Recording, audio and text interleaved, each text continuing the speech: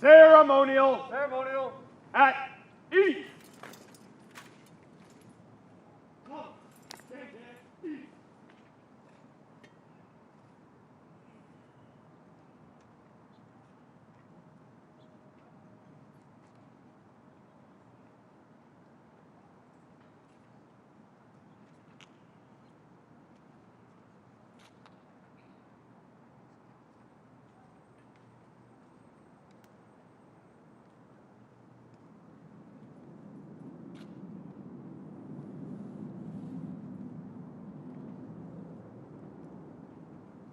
The President of the United States has arrived and is being greeted by the host for today's observance, the Honorable Dennis Mcdonough, Secretary of Veterans Affairs, and Major General Alan M. Pepin, Commanding General of Joint Task Force, National Capital Region, and the United States Army Military District of Washington. The Armed Forces Honor Guard and United States Army Band, Pershing Zone, are formed and waiting as the President moves to the tomb of the unknown soldier to place the wreath.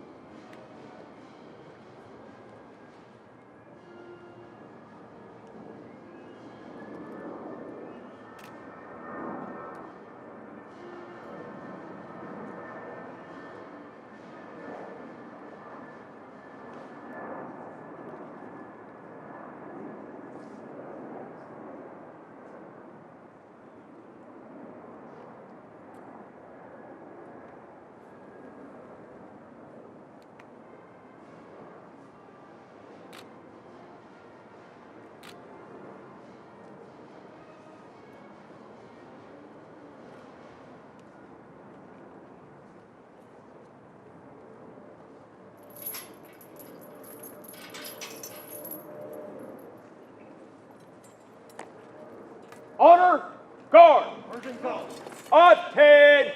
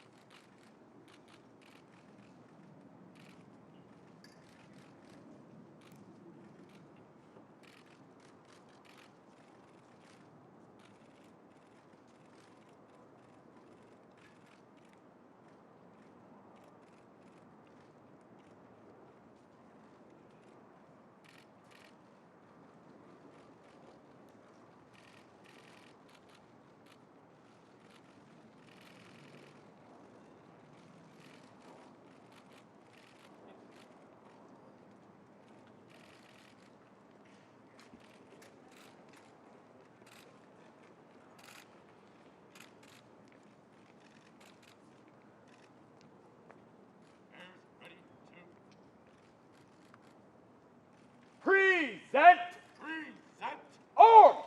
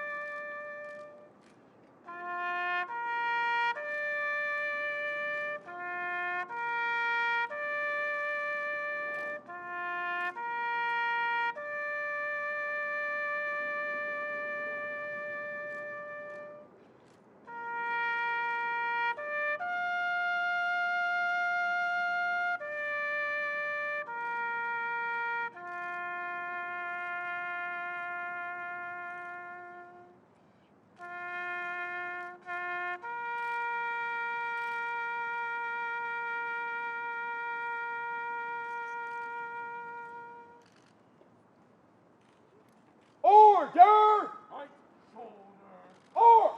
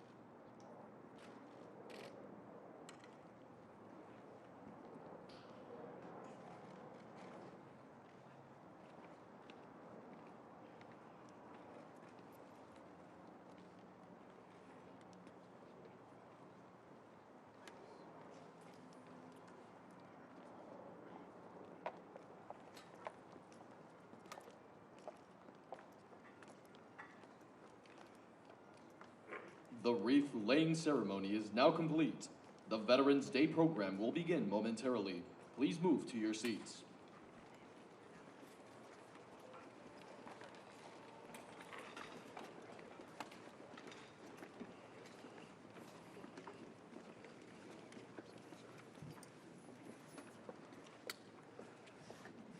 States Army Military District of Washington.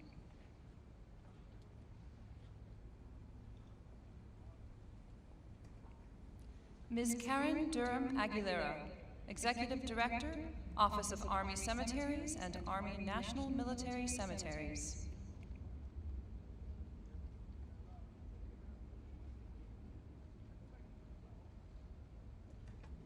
Mr. Alan Paley, National Commander, Jewish War Veterans of the United States of America.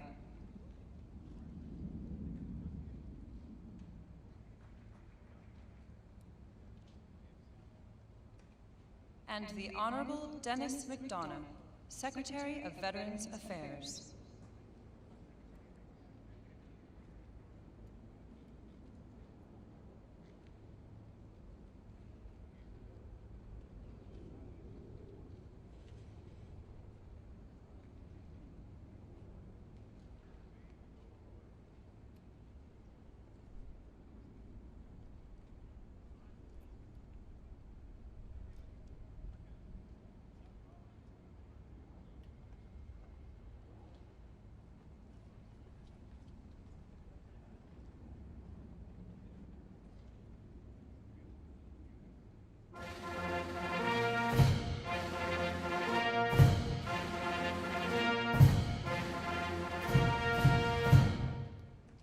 Ladies and gentlemen, the President of the United States.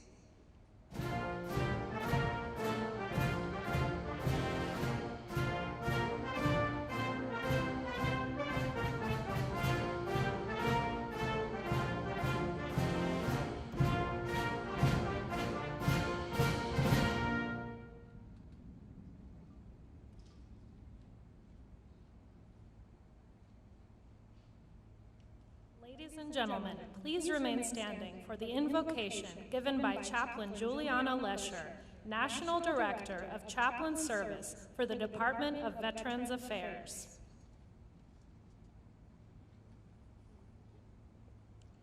Let us pray. Almighty and loving God, we come before you this day to honor our nation's veterans, those men and women who have bravely given of themselves on behalf of all of us as a nation.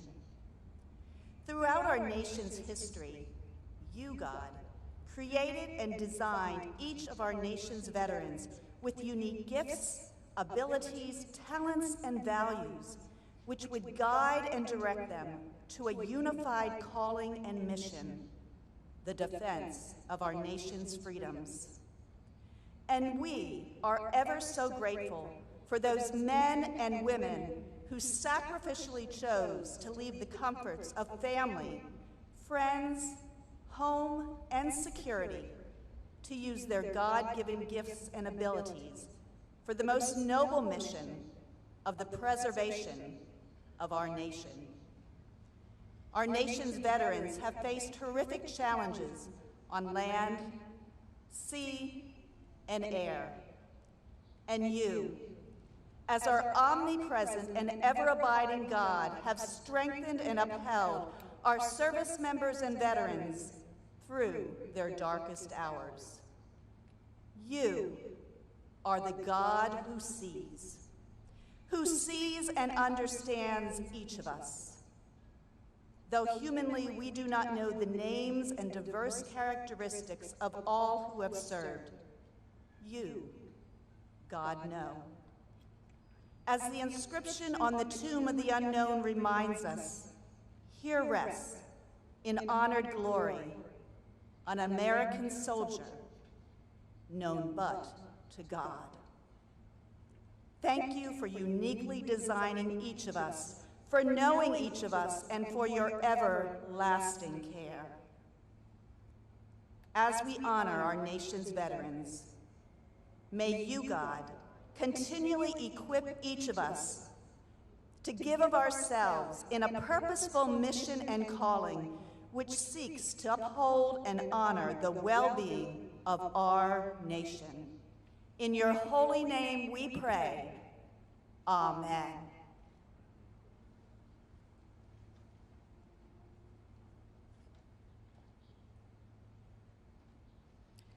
Now, I'd like to invite Mr. Alan Paley, National Commander, Jewish War Veterans of the United States of America, to lead us in our Pledge of Allegiance.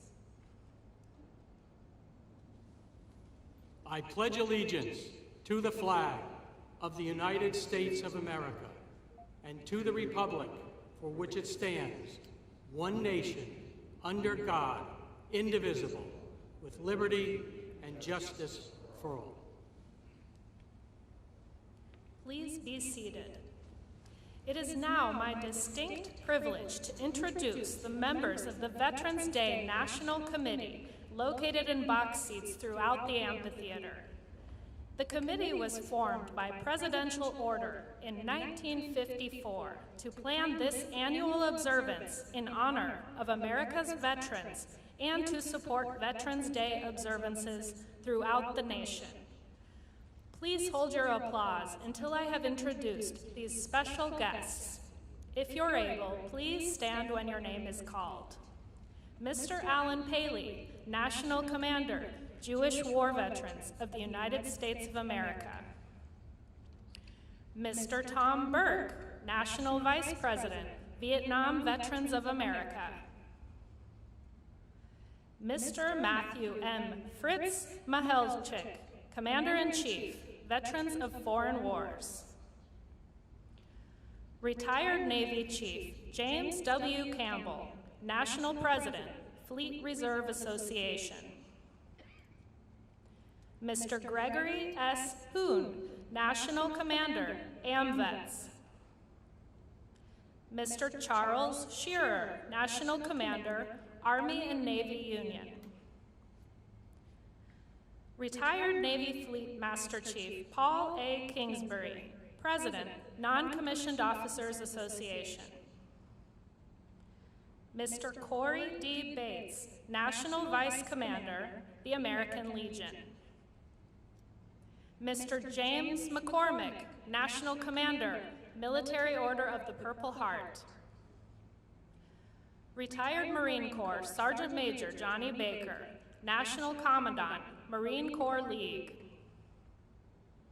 Retired Army Chaplain Brigadier General Robert Pliskowski, National President, Military Chaplains Association.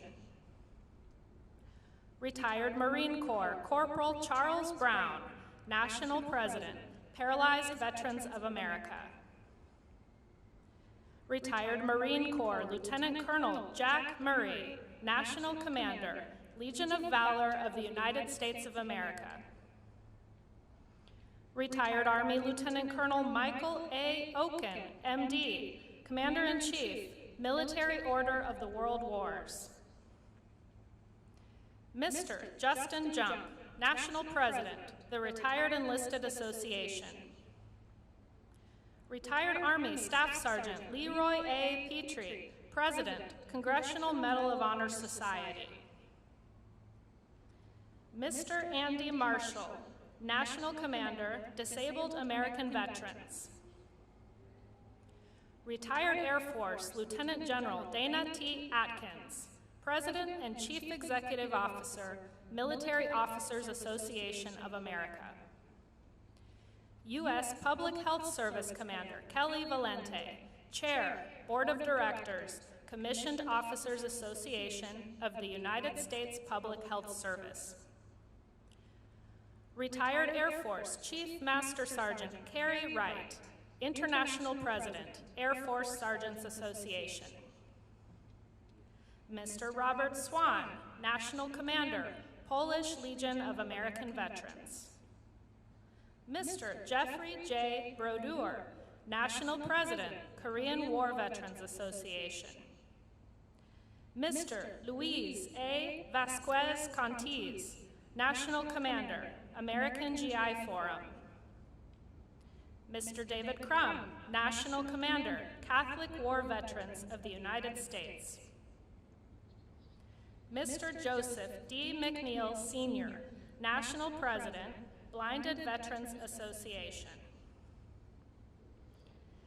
The associate members of the committee are also located in seats throughout the amphitheater.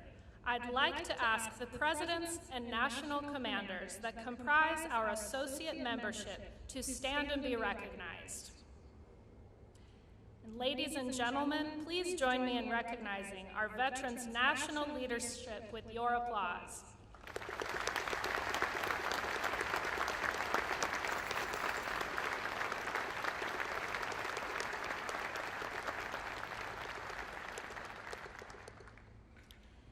It is now my pleasure to introduce the Executive Director, Office of Army National Cemeteries and Army National Military Cemeteries, Ms. Karen Durham Aguilera.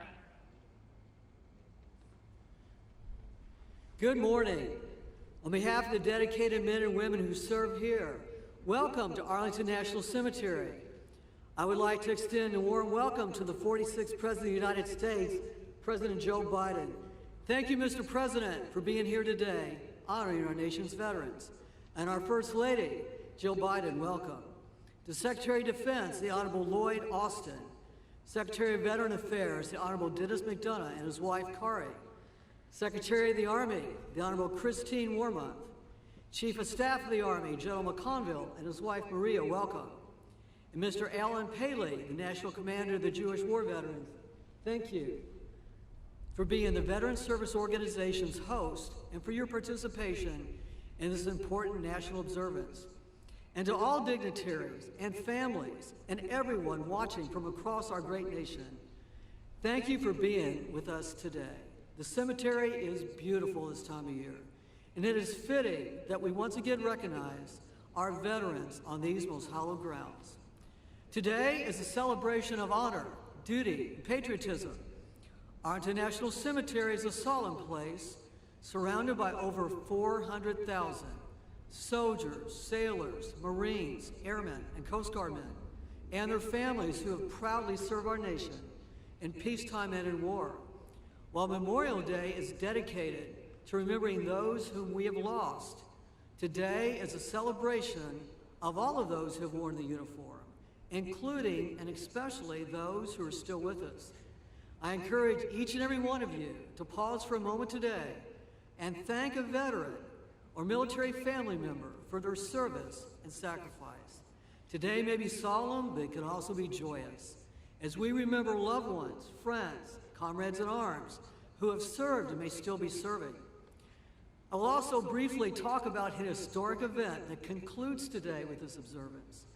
For the last year, we have held events to commemorate the centennial of the Tomb of the Unknown Soldier with the interment of the World War I unknown. 100 years ago today, that service member completed his final journey from France and was laid to rest here in the heart of Arlington National Cemetery to represent all service members who had lost their lives and their identities.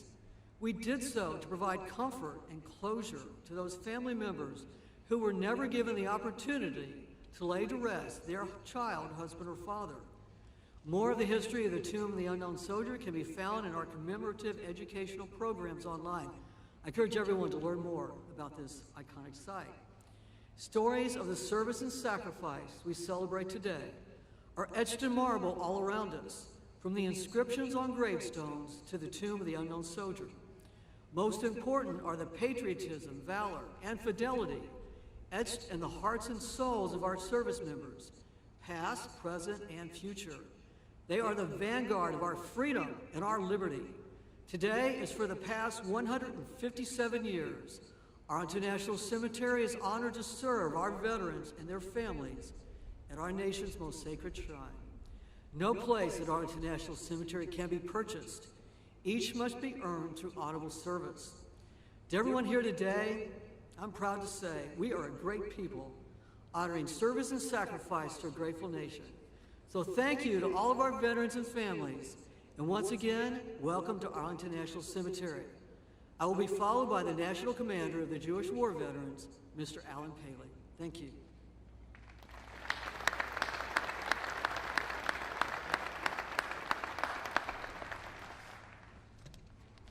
President Biden, Secretary Mcdonough, Director Aguilera, Major General Pepin, distinguished guests, my fellow veterans, ladies and gentlemen.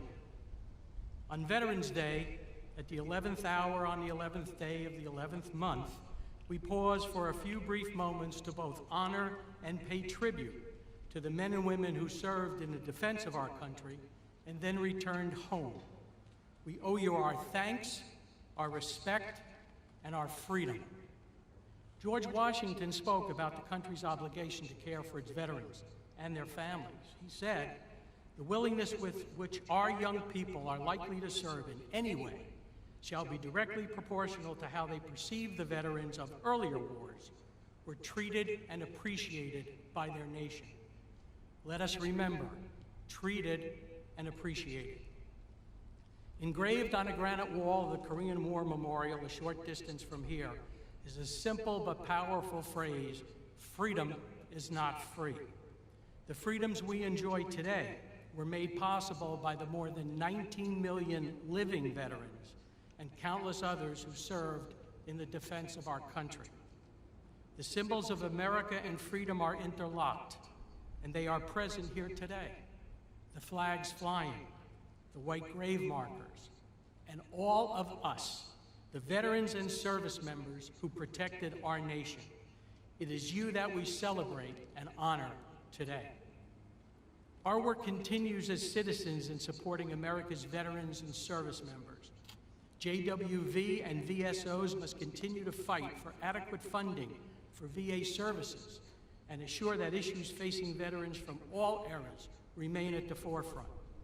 I call on each of you to take action and make your voice heard on issues we continue to face, including ending homelessness, increasing access to health care, delivering mental health care, reducing claims processing times, deploying integrated electronic health records, and addressing toxic exposure concerns in a comprehensive way.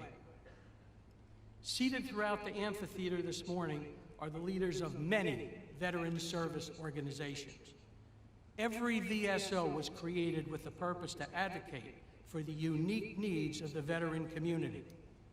VSOs understand and work tirelessly to maintain and improve the benefits we earned. There is strength in numbers, and veterans must continue to be strong advocates and have our voices heard. When the Jewish War Veterans celebrated its 100th anniversary, our National Commander, Robert Zweiman, also addressed this gathering. His closing remarks that day are just as powerful today as they were in 1996. He said, and I quote, "Never should our government presume that by setting aside but one day, they have met their obligation to the survivors of yesterday's wars and today's or tomorrow's conflicts. We welcome your thoughts that this is not merely a singular day of honor, but indeed a public recognition of obligation to service. And we welcome your concerns that such obligation must be answered with compassion and with resolve, end quote. I stand before you as a veteran myself. As we honor, celebrate, and share thanks, we must remain vigilant and continue to ensure that the freedoms, benefits, and services we enjoy today remain with us for centuries to come. May God bless those who have earned the title of veteran, and may God bless the United States of America. Thank you.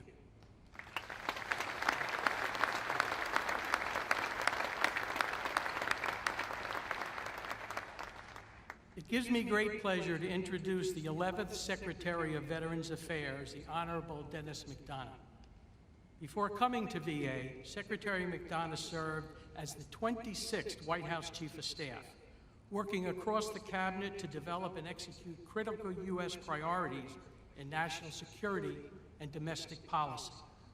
Before his tenure as Chief of Staff, he served as Principal Deputy National Security Advisor, Chief of Staff of the National Security Staff, Deputy National Security Advisor for Strategic Communications, and Chair of the National Security Council's Deputies Committee.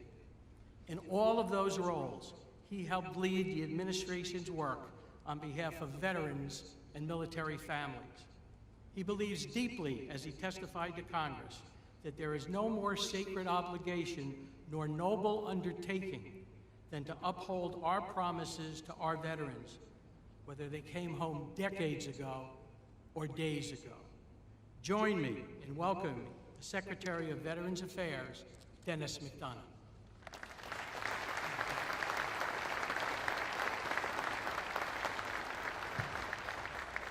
Thanks, Alan, for that very generous introduction, for your service to our country, and for leading today's fantastic host organization, Jewish War Veterans of the United States of America. Mr. President, welcome. My deepest thanks to you and to the First Lady for being here.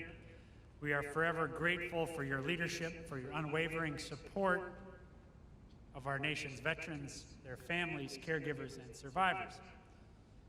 Let me also acknowledge the distinguished leaders from the Cabinet, Congress, VA, veteran service organizations, veteran family and caregiver advocacy organizations, and our Veterans Day National Committee.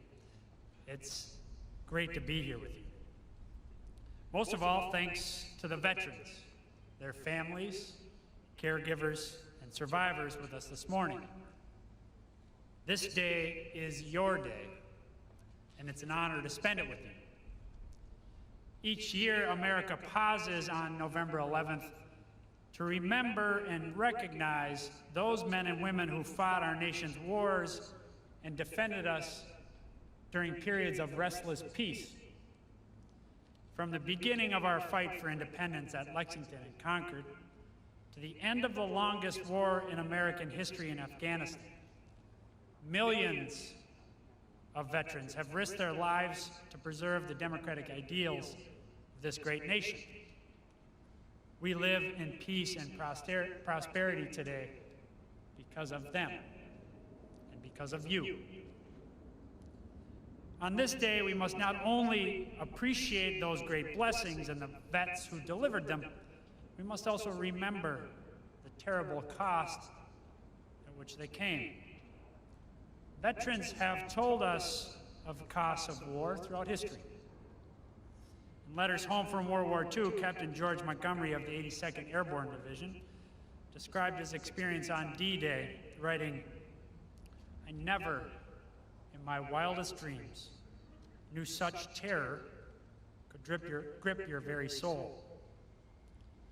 Senator Max Cleland, an indefatigable patriot, hero of the war in Vietnam, and the father of the modern VA, who passed away earlier this week, echoed that sentiment, writing, "War is as close to hell on earth as anything ever could be." Sentiments like these have been expressed by veterans of every conflict. Those who bore the bloody battles of the American Civil War, the hellish trenches of the First World War, the frozen mountains of Korea, the jungles of Vietnam, and the cities, deserts, mountains of Iraq and Afghanistan. Many service members gave their last full measure of devotion during those wars, some of whom now rest on the hallowed grounds of the cemetery, or in the tomb of the unknown soldier, which, as of today, has stood for 100 years. Other brave service members come home as veterans. But for those veterans, those wars did not end when the final bullet was fired, nor when the final service member came home. Instead, those wars live on, in their minds and in their bodies, in scars visible and invisible, sometimes for years, sometimes forever. This day, Veterans Day, is our day to honor the vets who made those sacrifices, a day to remember what they've done for us, a day to recognize that when those veterans serve and sacrifice, so do their families, their caregivers, their survivors. But critically, Veterans Day is also a call to action. A reminder that it's our sacred responsibility as Americans to serve those who have served our country. That call to action dates all the way back to President Lincoln's second inaugural, when he charged a wounded nation to care for those who shall have borne the battle and for their families, survivors, and caregivers. And that same call echoes today, when President Biden reminds us that our nation's most sacred obligation is to prepare and equip troops we send into harm's way and to care for them and their families when they return home. At VA, that means we're providing veterans with world-class health care, with benefits they've earned and so rightly deserve, with a lasting resting place that's a tribute to their service. And with President Biden's leadership, VA is doing exactly that, providing more care, more benefits, and to more veterans than at any time in our nation's history. But this day reminds us that it's not just the job of VA to serve veterans, their families, survivors, and caregivers. It's the job of every American. Because whenever someone signs up to honor our country in the military, our nation makes them a simple promise. If you take care of us, we'll take care of you. If you fight for us, we'll fight for you. If you serve us, we'll serve you when you come home. The thing is, our nation as a whole makes that promise. But it's on all of us, every single one of us, to keep that promise. There are many ways to do that. From reaching out to the veterans in your life, to lending a hand when a veteran needs help, to doing your small part to uphold the principles of democracy for which veterans have fought and bled to defend. Whatever the method, serve veterans and serve them well. Remember their sacrifices, recognize their service, and recommit and renew your pledge to them, because that is our most sacred responsibility as Americans on this Veterans Day and every day. I know of no one who keeps that promise better than President Biden. As a senator, as vice president, and now as president, and as the surviving father of an Iraq war veteran, President Biden has dedicated so much of his life to serving those who have served us.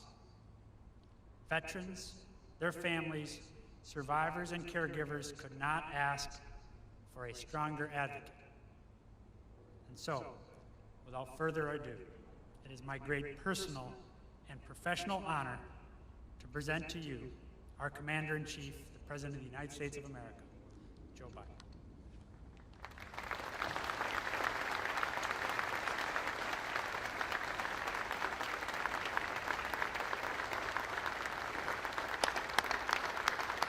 Thank you.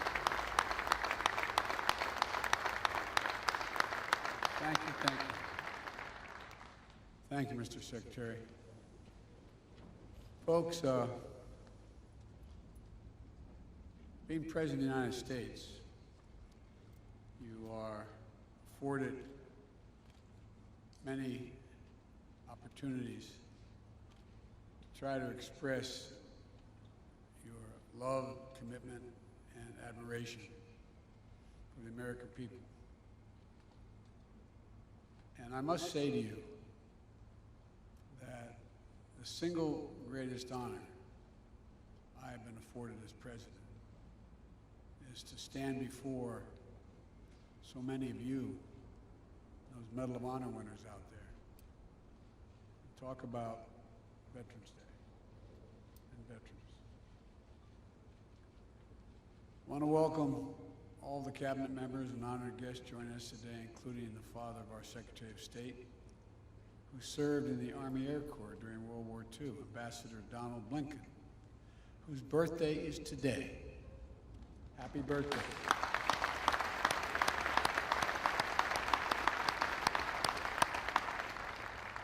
Thank you for your service to our country. And I just want to tell you, I know you're a little younger than I am, but you know, I've adopted the attitude of the great Negro at the time pitcher in the Negro Leagues, went on to become a great pitcher in the pros, into the Major League Baseball after Jackie Robinson. His name was Satchel Paige. And Satchel Paige, on his 47th birthday, pitched a win against Chicago. And all the press went in and said, Satch, it's amazing. 47 years old, no one's ever pitched a win at age 47. How do you feel about being 47? He said, boys, that's not how I look at it. I said, how do you look at it, Satch? I said, I look at it this way. How old would you be if you didn't know how old you were? I'm 50 years old, and the ambassador's 47. But all kidding aside, Mr. Ambassador, thank you for your service during World War II, as well as your service as an ambassador. And thank you for raising such a fine man, Tony Blinken, our Secretary of State. To all our veterans, past and present, we thank you, we honor you, and we remember always what you've done for us. I'd like to recognize one of our national heroes who is here today, Medal of Honor recipient, Mr. Brian Thacker. During the Vietnam War, then First Lieutenant Thacker put the safety of his fellow troops above his own, providing cover fire against an attacking enemy, and even calling in artillery fire on his own position so our forces had a better chance to withdraw. Wounded, unable to leave the area, he evaded capture for 8 days until finally federal friendly forces retook the position. Yours is a remarkable story. It'll never be forgotten. We'll also never forget the stories of American leaders and icons we've lost recently, who shaped our nation in ways that are hard to measure. I've lost, like many of you, 3 good friends in the last month.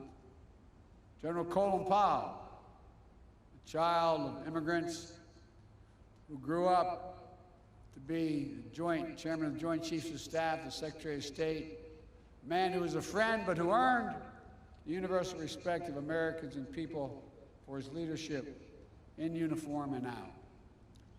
And a guy who became good friends, and many times I was in and out of Iraq as a vice president and a senator.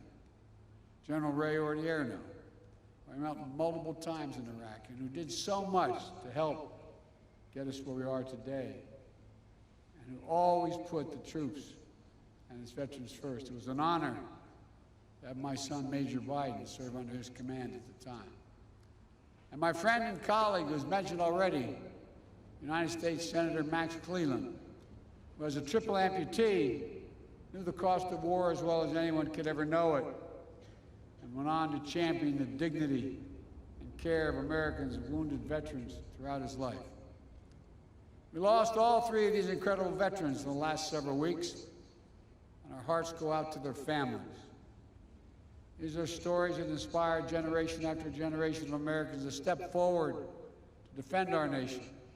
And today, we pay homage to the unrelenting bravery and dedication that distinguishes all those who have earned the title of American veteran.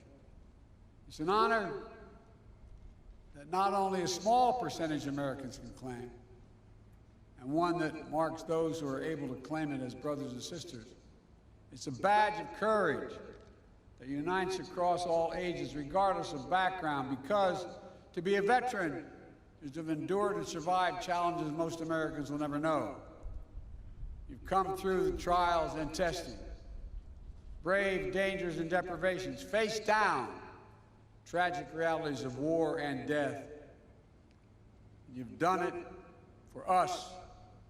You've done it for America, to defend and serve American values, to protect our country and our Constitution against all enemies, and to lay a stronger, more secure foundation on which future generations can continue to build a more perfect union. Each of our veterans is a link in a proud chain of patriots that has stood in the defense of our country from Bunker Hill to Belleau Woods, Gettysburg to Iwo Jima, Chosin Reservoir to Konar Valley. Each understood the price of freedom, and each shouldered that burden on our behalf. Our veterans represent the best of America. You are the very spine of America, not just the backbone, you're the spine of this country. And all of us owe you. And so on Veterans Day, and every day we honor that great debt and recommit ourselves to keeping our sacred obligation as a nation to honor what you've done. We have many obligations to our children, to our elderly, to those truly in need. But I've gotten in trouble way back when I was a young senator for saying we only have one truly sacred obligation. We have many obligations, but one truly sacred obligation: to properly prepare those and equip those who we send into harm's way, and care for them and their families while they're both deployed and when they return home. This is a lifetime sacred commitment. It never expires. And for me and for Jill and for the entire Biden family, it's personal. When Bo was deployed to Iraq, after spending 6 months in Kosovo as an assistant U.S. attorney trying to set up a criminal justice system, I got a call from him one day. He said, "Dad, what are you doing Friday?" And I said, "What do you need, hon?" What do you need? He said, "I'd like you to pin my bars on." I said, "What in the heck have you done?" He said, "Someone's got to finish these wars, Dad." True story. Jill and I learned what it meant to pray every day for the safe return of someone you love. So many of you have done that. Our grandkids learned what it meant to have their dad overseas in a war zone instead of back at home for a year, tucking them into bed and reading that story every night. Thousands of Americans, tens of thousands, have had that experience. As the English poet John Milton wrote, "They also serve who only stand and wait." All the mothers and fathers, sons and daughters, spouses, all those who stand alongside our veterans and their families, caregivers, survivors, you are the solid steel spine that bears up under every burden, the courageous heart that rises every challenge. We've asked so much of you for so long, and our nation is grateful. For 2 decades, the lives of our service members and their families and veterans have been shaped by the conflicts in Iraq and Afghanistan. Since 9/11, Hundreds of thousands of Americans have served. So many are still serving today in harm's way, and we cannot forget them. The American people are forever grateful and in awe of what you've accomplished. But in fulfilling their mission, so many veterans and their families and caregivers have been through hell. Some facing deployments after deployment, spending months and years away from their families, missing birthdays, anniversaries, and collections. I remember one of the last times I flew into Iraq, in the so-called Silver Bullet. I remember walking up to the cockpit, and the crew masters along with the pilots were up there, and I said, how many of you, is this your first tour? No one raised their hand. There were 5 people. Second tour, no one raised their hand. Third tour, 2 raised their hand. Fourth tour, 2 raised their hand. Fifth, 1 raised their hand. Folks, on Veterans Day, we have to always remember that there's nothing low risk or low cost about war for the women and men who fight it. I carry with me in my pocket every single day. I have my staff check with the Defense Department. On the back of my schedule, I have U.S. daily troops in Afghanistan killed and wounded, U.S. daily troops in Iraq killed and wounded. 52,323, not roughly 53,000. Every one of these individuals as a family, as a unit at home. 53,323 American servicemen and women wounded in the conflicts of Iraq and Afghanistan. 7,074 gave their lives. The last full measure of devotion. Untold, thousands more return home, as our secretary can tell you, with unseen psychological wounds of war. The enduring grief borne by our Gold Star families. These are the cost of war that we'll carry as a nation for decades to come. And all veterans, service members, their families, caregivers, survivors, I want you to know that our administration is going to meet the sacred obligation that we owe you.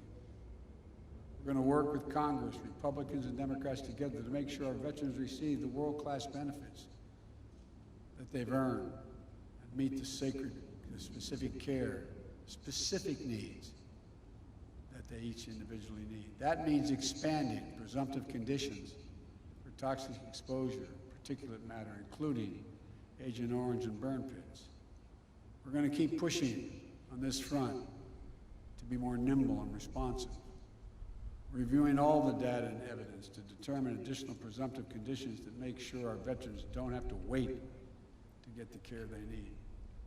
It also means prioritizing mental health care that's necessary to treat the invisible wounds that so many of our veterans carry, including pursuing our newly released comprehensive public health strategy to reduce military and veteran suicides. I want to say clearly to all our veterans, if you're struggling, you're so used to never asking for anything. If you're struggling, reach out.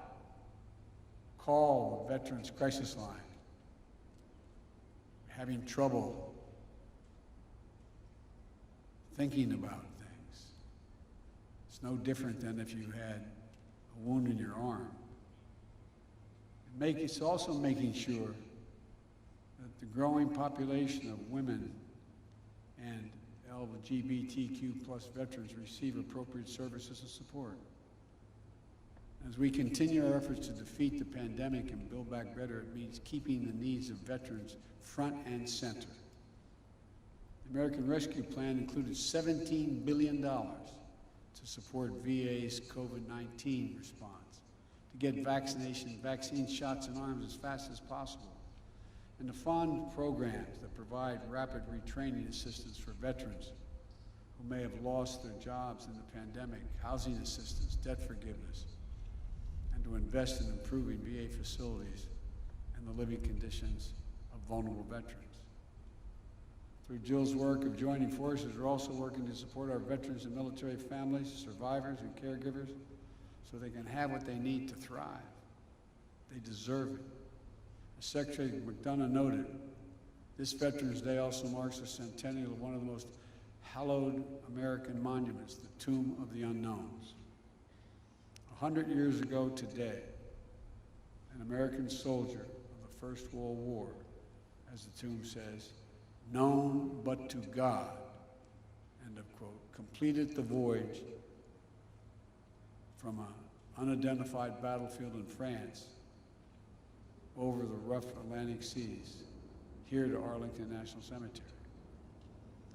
He lay and stayed under the Capitol Rotunda for 2 days on the same plinth that held the body of Lincoln as 90,000 Americans came to pay respects.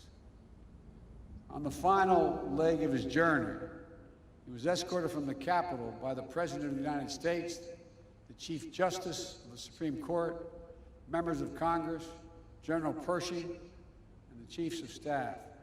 Medal of Honor recipients, all walking, as the Washington Post said, processing without parallel.